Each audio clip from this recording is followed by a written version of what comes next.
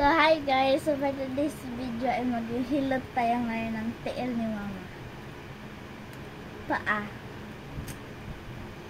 At yun si Mama na nakahiga, na nakatulala.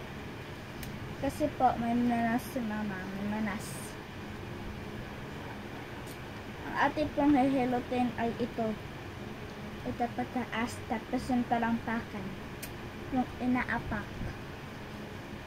Tapos yung sakong. Yung ito. Tapos yung varicose. Tapos yung varicose. Varicose. Varicose.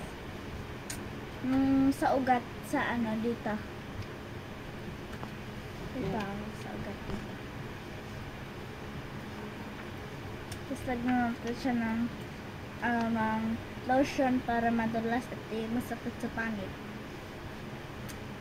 Dapat panit yung skin niya sa paa para hindi magsugat. Kaya nilalagyan natin siya lotion. Mas magandang lotion kasi hindi siya mabaho.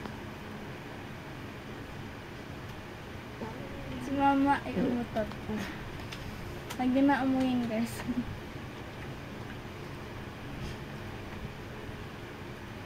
So, dapat ang pagdilat ay paangat. Yan. Tapos dito. Oh, sarap daw. Sarap. Tapos yung sa tuhod. Sa tuhod dapat ay hinihilot pag masakit. Tapos dito naman ay pipilitin natin yung mga daliri sa paa. Like this one. Tapos, yung talampakan naman guys. Ito, yung talampakan niya. Ayun si Papa nakadungaw. Ito naman, itatouch natin yung igaganon. Yung ito. Yan. Ganyan. Yung talampakan. Ito. Sobrang kinis ng paa ni Mama. If you see guys.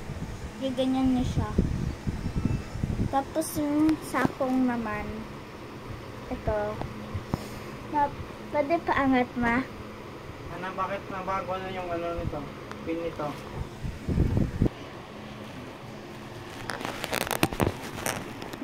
Kita.